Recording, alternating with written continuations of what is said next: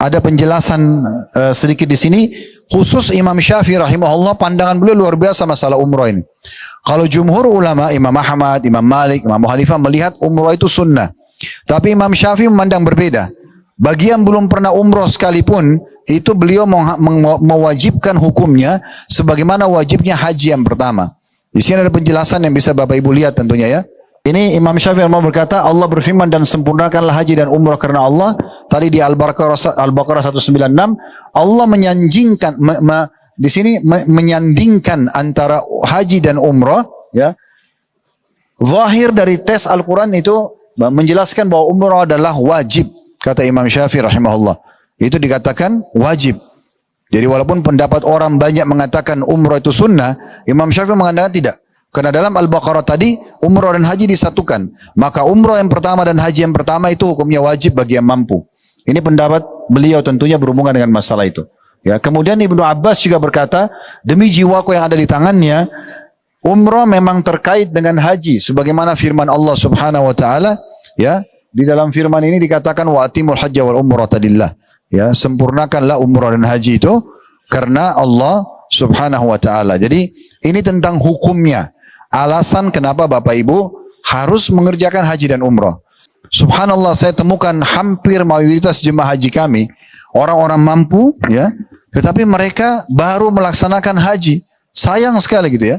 Padahal mereka punya kemampuan. Kenapa sering menunda-nunda? Ini nggak boleh tunda Bapak Ibu sekalian. Sebagaimana Anda tidak boleh tunda sholat keluar dari waktunya, haji juga tidak boleh kalau Bapak Ibu sudah punya kemampuan. Harusnya dikerjakan sesegera mungkin. Ya. Ya. Ada tambahan keutamaan umrah. Apa yang Bapak Ibu dapatkan kalau umrah dan rutin mengerjakan umrah dan haji itu? Dijadikan sebagai program. Kalau haji tahunan, kalau umrah itu kapan ada kesempatan? Mau sebulan sekali, sebulan 2 kali, 3 bulan sekali, 6 bulan sekali. Kenapa harus dikerjakan begitu? Perhatikan, ini hadis yang paling agung berhubungan dengan masalah perintah dari Nabi Muhammad SAW untuk mengulang-ulangi umrah. Beliau mengatakan, tabi'u bainal haji wal umrati fa innahuma yanfiyanil faqra wal dhunuba kama yanfil qiru khabathal hadid wal dhahabi wal fidda wa laysa lil hajjatil mabrurati thawabun illa al jannah. Terjemahannya kalau kelihatan alhamdulillah, kalau tidak saya bacakan, hubungkan atau rutinkan, ya, saling menyusul. Dari umrah ke umrah, dari umrah ke haji, dari haji ke haji, dari haji ke umrah. Terus ulang-ulangin program rutin, kata Nabi SAW. Hubungkan atau saling menyusul antara haji dan umrah. Kenapa? Apa sebabnya ya Rasulullah? Kata Nabi SAW, karena keduanya, haji dan umrah yang Bapak Ibu rutin kerjakan, ulang-ulangin, setiap ada kesempatan, mau sebulan 2 kali, sebulan 3 kali, mau dia setahun sekali, pokoknya ada kesempatan ulang-ulangi. Karena keduanya haji dan umrah akan menghapus kefakiran. Bisa juga bermakna mengikis habis kefakiran. Miskin, kesusahan hidup hilang dengan umrah dan haji. Insya Allah tidak ada orang umrah haji itu miskin, tidak akan ada. Tapi mereka akan dijanjikan seperti ini, hilang, dihabiskan secara total kefakirannya, dan juga dosa-dosa akan habis semua dosa-dosanya sebagaimana ubapan atau pandai besi, ya, mengikis karat besi, emas dan perak, dan tidak ada balasan bagi haji yang mabrur kecuali surga. Perhatikan ya, kalau kita tahu ubapan pandai besi yang dia biasa pakai api untuk bersihin karat besi, kotorannya emas dan perak itu sampai hanya mengkilat. Nah, Nabi ibaratkan seperti itu haji dan umrah. Betul-betul kemiskinan dan dosa itu bersih, seperti bersihnya karat-karat emas dan perak. Apa hadis ini tidak memotivasi Bapak Ibu untuk kerjakan haji dan umrah selama ada kesempatan? Saya sudah bilang tadi, lupakan saja Uhud Tour. Saya berharap Bapak Ibu biar tidak nama Uhud Tour, kerjakan ibadah ini. Maksimalkan waktu Bapak Ibu sekalian. Menghilangkan kemiskinan, kesusahan hidup, dan juga menghilangkan dosa seperti bersihnya karat-karat besi, emas dan perak. Itu luar biasa, dan tidak ada balasan haji yang mabrur kecuali surga. Di dalam hadis yang lain, dalam hadis langsung di hadis yang yaitu hadis riwayat Tirmidzi nomor 810, di mana Nabi SAW bersabda, wa ma min mu'minin yadhallu yawmahu muhriman illa ghabatis syamsu bidunubihi. Dan tidak ada seorang mukmin pun, laki-laki atau perempuan, yang sepanjang harinya dalam keadaan ihram. Dia pakai ihram, jalan baik dari Madinah ke Mekah atau dari Indonesia, pada saat dia sudah pakai ihram sampai dia selesaikan haji atau umrahnya, melainkan matahari di hari itu terbenam dalam kondisi membawa semua dosa-dosanya. Bersih. Kalau dosa bersih itu Bapak Ibu sekalian artinya apa? Diputihkan, semua fasilitas kembali. Kan orang kalau sudah dimaafin, fasilitasnya kembali. Ya kadang-kadang ada fasilitas rezeki kita tertahan karena kenapa? Karena dosa kita. Itu bisa bersih dengan haji dan umrah. Apalagi subhanallah pesawatnya ber-AC. Dulu orang itu pakai unta sama kuda. Panas, susah. Madinah Mekah itu bisa 3 hari Bapak Ibu sekalian orang naik unta, panas. Sekarang naik kereta cepat. Kita berangkat dari Indonesia. Dulu kalau mungkin ada yang masih tahu tahun 30-an, kakek-kakek orang tua kita dulu, mereka naik kapal laut. Sebulan pergi, sebulan pulang. Kadang-kadang 2 bulan kalau pakai transit di beberapa negara. Itu pun mereka sudah pamit sama keluarganya, mungkin tidak kembali lagi, dianggap mati. Nggak ada handphone di saat itu, nggak bisa komunikasi. Sekarang Bapak Ibu bisa nih, kalau Pak minta paket pun khusus sama travel, tolong ya, saya mau umroh berangkat besok, saya mau pulang juga besok malam atau lusanya. Masih bisa dibuatkan. Beli tiket pesawat, masuk Mekah, umroh, habis umroh tahallul, tidak masuk hotel, langsung berangkat lagi pakai pesawat pulang Indonesia. Alasannya apa nggak pergi? Sementara dapat langsung pembersihan dosa, itu kan luar biasa. Kemudian yang selanjutnya, Bapak Ibu kalau haji dan umroh, Bapak Ibu khusus menjadi tamu undangannya Allah. Kalau kita jadi tamu undangannya presiden kah, wali kota kah, bupati kah, gubernur kah, betapa bangganya kita Bapak Ibu sekalian. Nama kita ditulis khusus di meja begini VIP, Bapak Fulan atau Ibu Fulana. Lalu disebutkan namanya pakai mikrofon, selamat datang pada Bapak Ibu, wali kota misalnya sebutkan, atau presiden sebutkan secara khusus. Mungkin kita sudah bangga, padahal itu manusia. Kita kalau haji dan umrah menjadi delegasi, tamunya Allah. Dan karena kita menjawab panggilan itu, maka Allah menerima doa kita. Salah satu keutamaan haji dan umrah, doanya mustajab. Buat diri sendiri atau doakan orang lain. Coba bayangin, sepanjang jalan, dari pertama Bapak Ibu pergi berangkat sampai pulang, doanya mustajab.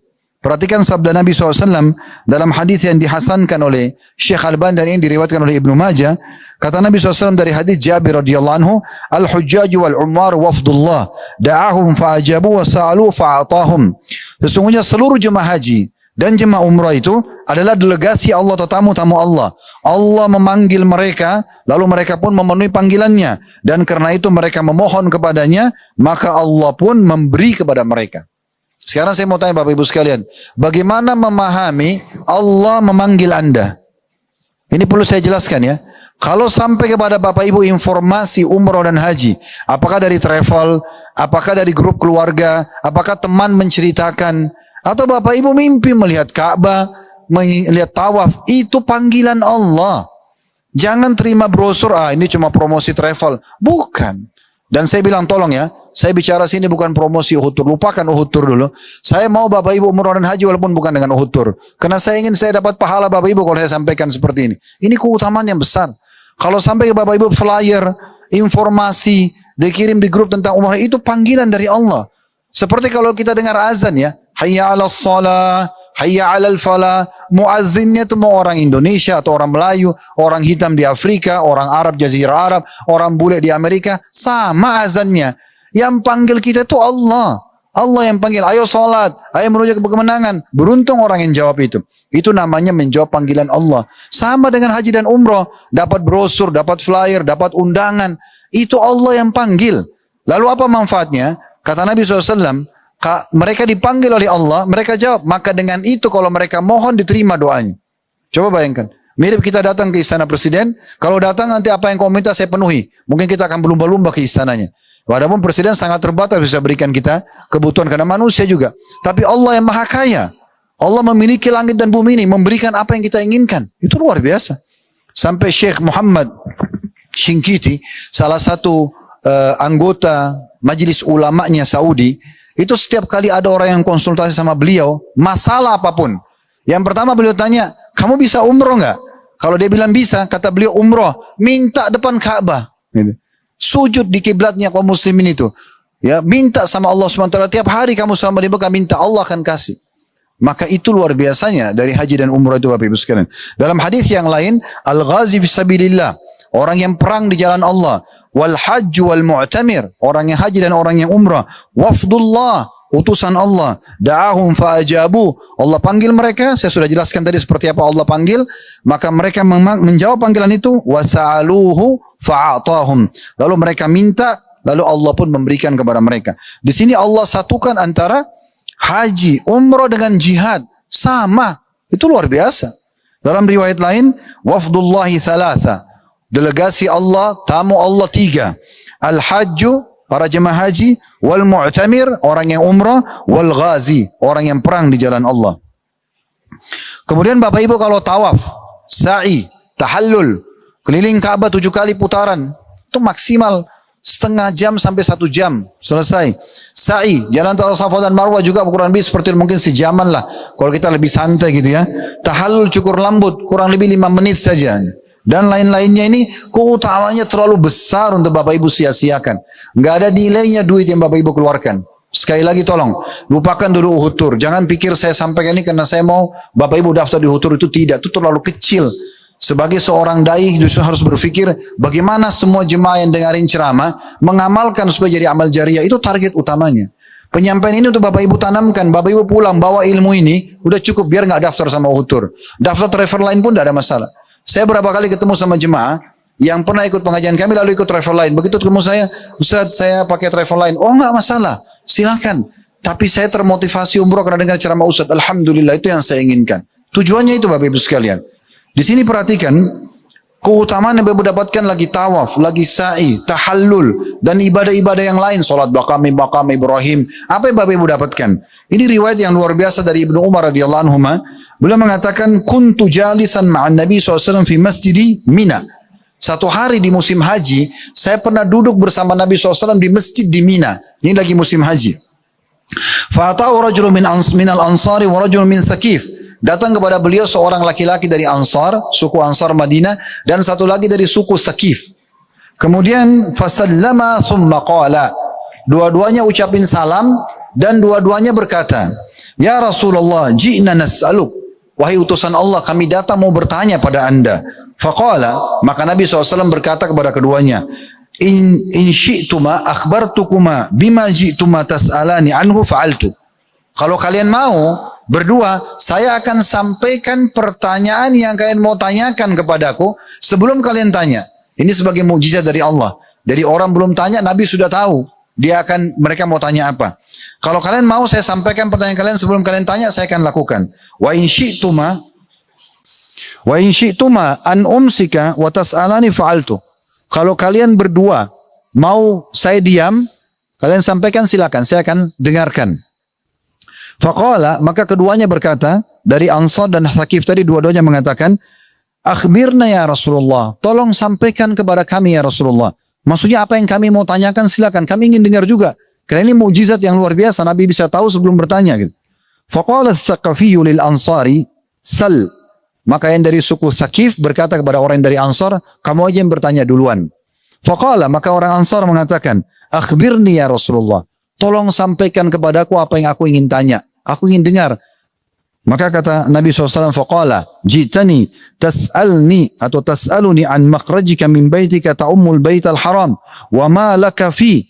Kau mau tanya kepadaku tentang pahala apa yang kamu dapatkan kalau seandainya kau mulai dari keluar dari rumahmu sampai kau tiba di Baitul Haram, di Baitullahi Haram di Mekah. Dapat pahala apa sih? Kalau saya keluar daftar ke travel, dan saya berangkat, kalau sekarang mungkin pakai pesawat, tiba naik bus, kemudian masuk ke Masjidil Haram. Wa an rak'ataika ba'da tawaf. Lalu kau salat 2 rakaat di belakang makam Ibrahim setelah tawaf, dapat pahala apa? Wa ma laka fihima. Wa an tawafika baina Safa wal Marwa ma laka fihi. Dan engkau tawaf antara Safa dan Marwah, lalu apa yang kau dapat? Maaf, engkau sa'i jalan antara Safa dan Marwah, itu apa yang kau dapatkan? Wa nuqufika asyiyata Arafah wa ma laka fi. Dan engkau wukuf di Arafah di musim haji, dan apa yang kau dapatkan? Wa an rammikal jimar wa ma laka fi. Dan engkau juga melontar, biasa orang bilang melontar setan, jumrah di Mina, ya, sughra, wusta dan kubra, 3 titik. Maka itu apa yang kau dapatkan? Kemudian dikatakan wa an nahrika wa ma laka fihi ma'al ifadah. Dan kurbanmu juga yang kau kurbankan, Ya, serta juga tawaf ifadah, tawaf wajibnya haji apa yang kau dapatkan. Kemudian ya kata, sebentar saya sampai di tadi.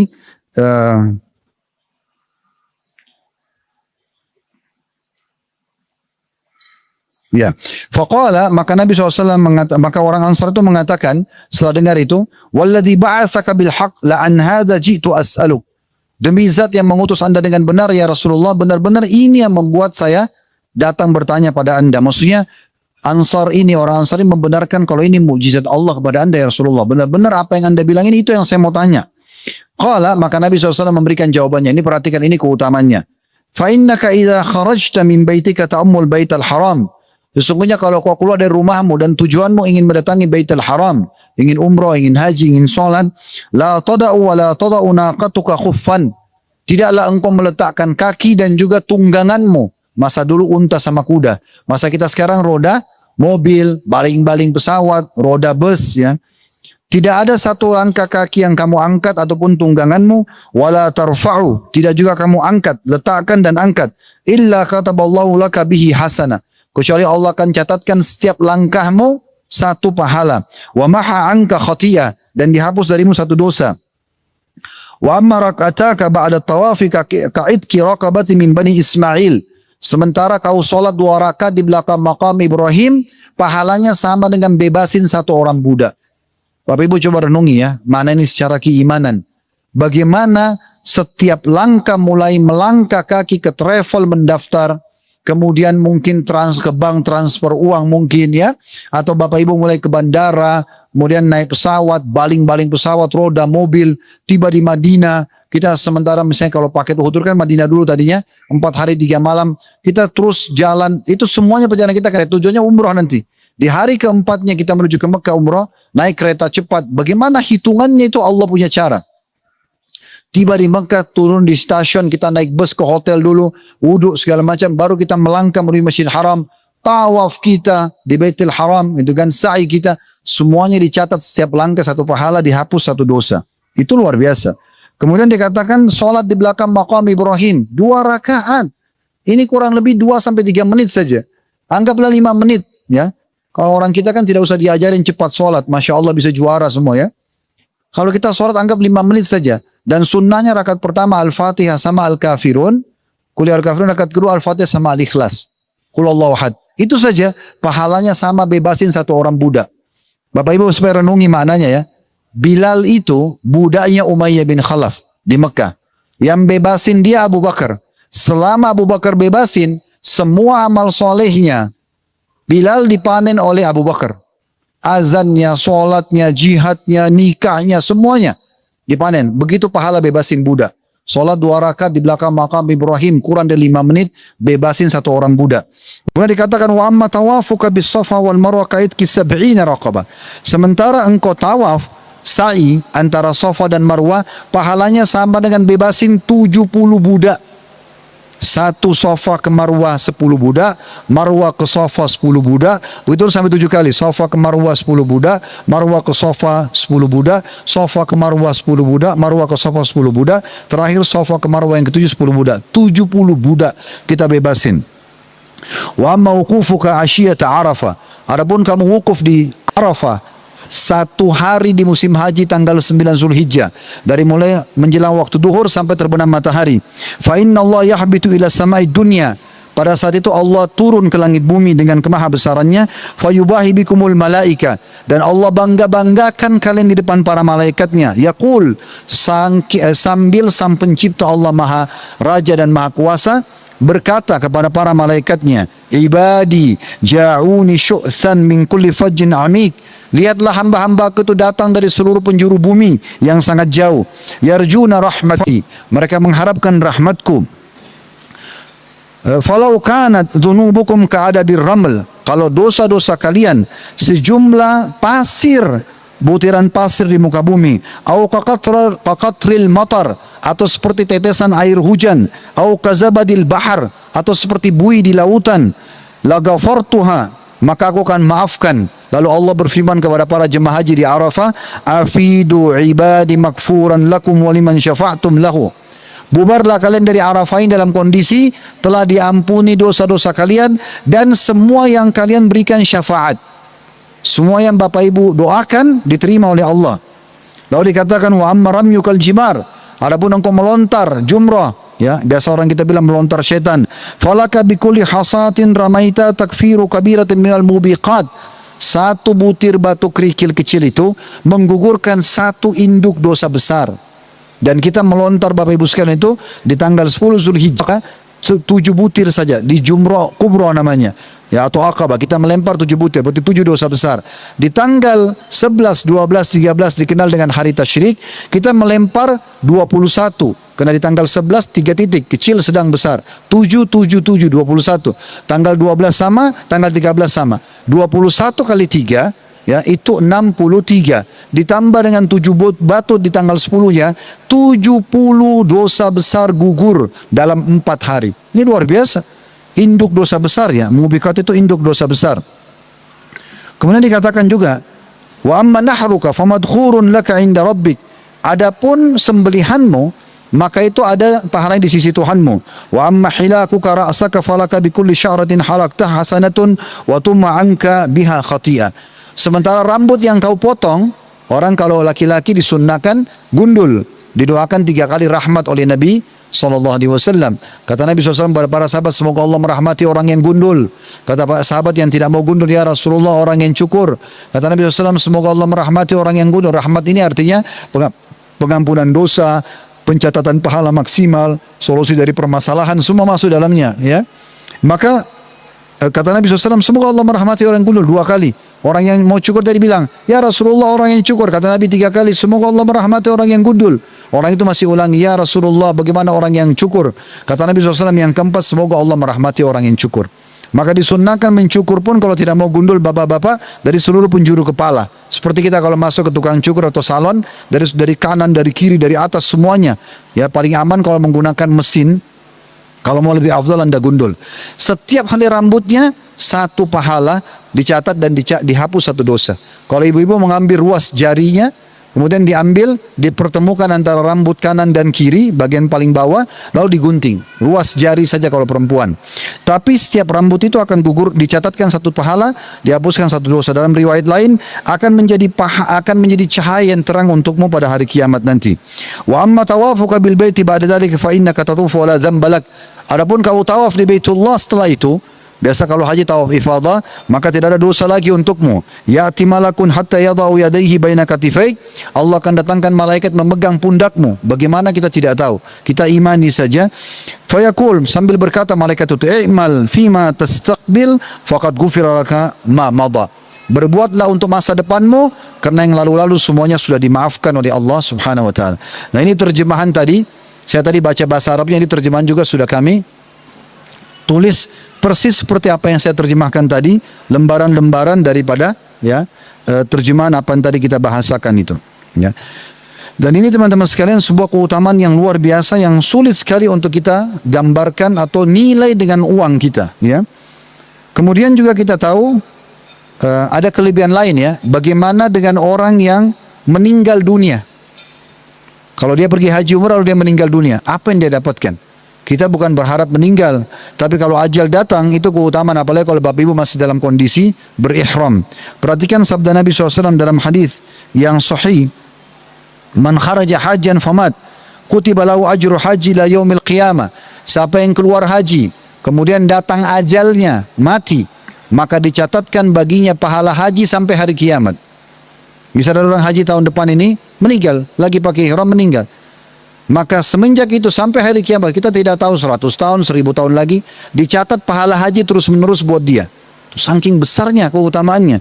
Dan dikatakan, wa man kharaja mu'tamiran famat kutiba lahu ajru mu'tamiri ila yaumil qiyamah. Siapa yang keluar umrah pakai ihram meninggal lagi dalam kondisi umrah, dicatatkan baginya pahala umrah sampai hari kiamat. Berapa tahun kita tidak tahu gitu, ya. Kemudian wa man kharaja ghazian famad kutiba lahu ajrul ghazi ila yaumil qiyamah. Siapa yang keluar berperang, ya, kemudian dia mati walaupun tidak dibunuh oleh musuh, baru keluar ternyata mati, datang ajalnya, maka dicatatkan baginya pahala perang sampai hari kiamat. Sekarang saya masuk ke poin yang tidak kalah penting Bapak Ibu sekalian. Tadi Ustaz Rahmat sempat singgung. Ini sekali lagi lupakan dulu masalah paket travel ya. Tetapi saya ingin membuka Bapak Ibu sekalian fahami riwayat ini. Ini riwayat sahih pesan Nabi Muhammad SAW kepada istri beliau Aisyah radhiyallahu anha tentang masalah biaya yang dikeluarkan. Bapak Ibu kalau punya kemampuan pakai bisnis kelas, pakai hotel terbaik, Bapak Ibu nyaman ibadah, Bapak Ibu juga diganti oleh Allah. Kenapa harus punya mampu tapi cari hotel yang jauh, cari pesawat yang transit sekian kali ke negara orang lain? Untuk apa meletihkan diri? Orang kadang-kadang kalau hotelnya jauh padahal dia mampu bayar yang dekat, dia jalan habis duhur, sebelum duhur pergi masjid haram, kalau dia balik untuk makan siang kembali mungkin sudah capek untuk sholat asar. Karena sekian 1 kilo, 2 kilo dari hotel, itu jauh. 500 meter aja jauh sekali. Kenapa enggak cari di tempat-tempat yang baik? Allah mudahkan kita. Perhatikan, semua yang Bapak Ibu keluarkan biayanya. Tidak usah lihat nilainya. Bapak Ibu sedang transaksi dengan Allah. Bukan sama travel. Lupain Uhud. Ingat, travel manapun Bapak Ibu berangkat. Setiap Bapak Ibu bayar ke travel, itu bukan travel, tapi itu cuma fasilitas. Menyiapkan fasilitas, Bapak Ibu sedang transaksi dengan Tuhan Bapak Ibu. Allah zat yang maha kaya. Apa kata Nabi SAW kepada istrinya Aisyah? Inna laki minal ajri ala qadri nasabiki wa nafakatuki. Sesungguhnya pahala yang kau dapatkan hai Aisyah sesuai dengan kadar kelelahanmu dan nafkah yang kamu keluarkan. Berapa besar kau keluarkan, itu akan lebih besar pahalanya. Artinya, orang keluarkan biaya paket lebih bagus, agar dia lebih nyaman ibadah, lebih besar pahalanya. Untuk apa kita tahan-tahan diri, kecuali kita nggak punya kemampuan. Kita hanya mampu dengan paket yang ini misalnya lebih murah, oke. Tapi kalau punya kemampuan lalu sengaja pilih yang murah, ini agak unik ya. Kenapa menyiksa diri? Toh juga akan diberikan ganti oleh Allah. Ingat firman Allah SWT, Bapak Ibu kalau buka nanti Al-Quran sebentar, surah Saba, surah nomor 34 ayat 39. Di sini saya tidak tuliskan, tapi potongan itu wa ma anfaqtum min syai'in fahuwa yukhlifu. Apapun yang kalian infakkan di jalan Allah pasti dia akan ganti. Dia akan ganti. Enggak ada yang perlu dikhawatirkan. Juga dalam riwayat yang lain, ya, kata Nabi SAW, inna ma'ajruki fi umratika ala qadri nafaqatuki. Sesungguhnya pahala yang kau dapatkan hai Aisyah dari umrahmu adalah sesuai dengan kadar nafkah yang kau keluarkan. Keluarkan di jalan Allah. Transaksi dengan transaksi dengan Allah Subhanahu wa taala. Ya, mohon maaf. Jadi pahalanya luar biasa, sangat besar. Izinkan saya menyampaikan lagi, mungkin saya pilih ya. Karena ini panjang sekali bahasanya, mungkin waktu asar sudah masuk. Juga ada motivasi dari Nabi SAW untuk ibu-ibu, untuk perempuan, ya. Dan ternyata hadis ini bukan hanya untuk perempuan, walaupun fokusnya pada perempuan ya. Kalau mau dapat pahala jihad, sementara kita tidak di medan perang seperti teman-teman di Palestina, umroh dan haji. Perhatikan hadisnya, ya. Saya berikan judul di situ, umroh dan haji berpahala jihad. Kata Nabi SAW dalam hadis Bukhari, Aisyah berkata pada beliau ya, Qultu ya Rasulullah, hal ala nisa'i min jihad? Apakah Aisyah mengatakannya Rasulullah, apakah wanita memiliki kewajiban jihad, pergi perang juga seperti laki-laki, hadapi musuh, ya, serang-serangan gitu? Maka beliau menjawab, Nabi SAW menjawab, Qala alaihinna jihad la qitala fi al-hajj wal umrah. Mereka bahkan boleh berjihad, tapi jihad yang tidak ada perang. Apa itu? Haji dan umrah. Haji dan umrah dianggap jihad, Bapak Ibu sekalian. Ya. Jadi bawa istri, bawa anak perempuan, bawa mertua, bawa saudara, bawa ibu, itu pahala jihad buat mereka. Dan Anda kalau biaya Anda dapat pahalanya, kan gitu.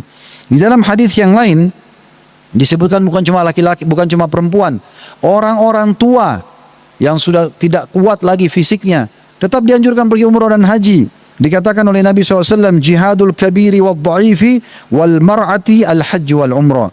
Jihadnya orang yang lanjut usia, jihadnya orang yang lemah secara fisik, dan jihadnya perempuan adalah haji dan umrah. Ini lafaz hadis diriwayatkan oleh An-Nasai dalam sanad hasan. Ini hadis-hadis semua ini Bapak Ibu bisa dapat di buku hadis, jelas sekali kok. Berarti pahala umrah dan haji sama dengan pahala perang, gitu kan? Kemudian juga ada, mungkin saya tutup dengan ini, kalau Bapak Ibu diberikan pilihan umrah, tentu saja Bapak Ibu bisa pilih. Tapi kalau misalnya cuma bisa setahun sekali, kalau cuma setahun sekali, maka pilih ibadah umrahnya di Ramadan. Tapi kalau bisa setahun berapa kali, Maka Ramadan juga usahakan jangan luput. Karena dari semua umroh yang paling besar pahalanya adalah pahala umroh Ramadan. Ya. Di Uhud Tour kami buatkan 2 paket umroh Ramadan. Ada di awal Ramadan, insya Allah 27 Februari kita akan berangkat 2 hari sebelum Ramadan. Karena Ramadan kalau sesuai dengan tanggal ya, belum kita bicara ru'yah hilal, itu 1 Maret masuk 1 Ramadan. Jadi kita akan masuk Madinah 2 hari sebelum Ramadan. Kita akan tarawih pertama di Masjid Nabawi insya Allah. 1 hari pertama puasa Ramadan di Madinah, puasa kedua kita akan umrah. Ya, kemudian nanti pekan pertama sekitar 6 atau 7 Maret kita akan pulang ke Indonesia. Kalau yang mau lebih besar pahalanya, mau 10 terakhir Ramadan, kami ada paket mulai tanggal 17, 16, 17 Ramadan sampai Lebaran Idul Fitri. Ada 2 paket yang kami buatkan. Karena kata Nabi SAW, umrah fi Ramadan ta'dilu hajjah. Umrah di bulan Ramadan pahalanya sama dengan haji. Sama dengan haji. Ya. Jadi memang khusus umrah yang paling afdal itu adalah di bulan Ramadan. Tapi tentu boleh saja kita umrah di bulan lain dan keutamaan yang tadi semua kita akan dapatkan. Saya ingin berbagi sebuah pesan di sini. Ada lebih dari satu ya, banyak jemaah yang ketemu sama saya. Tapi mungkin sekitar 3 tahun yang lalu ada satu jemaah haji kami. Beliau pada saat sarapan di hotel lalu bilang sama saya, Ustaz, bisa nggak saya cerita? Saya bilang ya silahkan. Kebetulan kami lagi lowong duduk sambil sarapan. Dia mengatakan begini, saya ini mau cerita Ustaz. Baru 2 tahun yang lalu saja dari sekarang, saya nggak punya income, dia bilang. Saya orang miskin, tidak ada income. Nggak ada pekerjaan. Waktu itu kebetulan saya punya uang cukup untuk paket umroh yang paling murah. 25 sampai 30 juta. Tapi saya bingung apakah saya mulai usaha atau saya umroh. Saya tidak sengaja buka ceramah Ustadz. Saya pernah memang motivasi jemaah dan saya sering sampaikan. Kalau pilihannya adalah umroh dan mulai usaha, umroh aja dulu. Gitu kan? Maka dia bilang saya dengar pesan itu Ustadz. Saya bertawakal kepada Allah, saya umroh saja. Lalu di depan Ka'bah saya berdoa sama Allah lagi. Saya berdoa supaya dibukain pintu rezeki. Hanya 2 tahun Ustaz. Ya, 1 tahun dari selesai umroh itu. Dan tahun keduanya dia sudah haji bersama saya. Waktu itu haji furoda biayanya sekitar 31 ribu dolar. Ya, saya lupa kurs waktu itu berapa. Tapi ratusan juta. Hampir sekitar 400 juta paket furoda karena bisa berangkat tanpa antri gitu ya.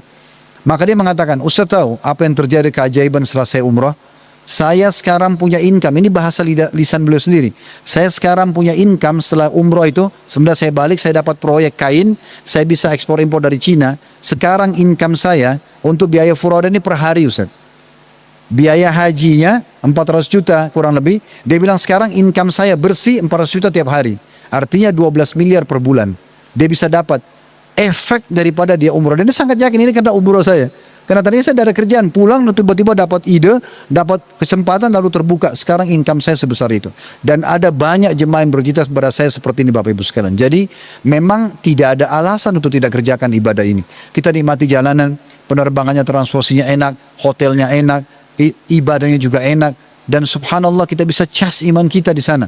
Kemudian kita balik lagi, baru kita sibuk lagi dengan aktivitas kita sehari-hari. Allahu alam. Ini mungkin yang saya bisa sampaikan Bapak Ibu sekalian. Tentu materi ini kami sampaikan juga di manasik, setiap manasik, namun lebih lengkap karena kita akan rincikan tentang teknis pelaksanaan umroh dan haji di lapangan. Bagaimana tawaf, bagaimana sa'i, kita praktekkan pada saat manasik. Begitu juga haji, ya kita jelasin lebih rinci tentang masalah tanggal 8 hari Tarwiyah, tanggal 9 hari Arafah, malamnya Muzdalifah, kemudian hari Nahar tanggal 10 Zulhijjah, kemudian 3 hari tasyrik, semua kami rincikan semuanya. Tapi ini saya rasa sudah cukup sampai sini supaya Bapak Ibu tahu bagaimana dahsyatnya umrah dan haji dan jangan disia-siakan Bapak Ibu sekalian.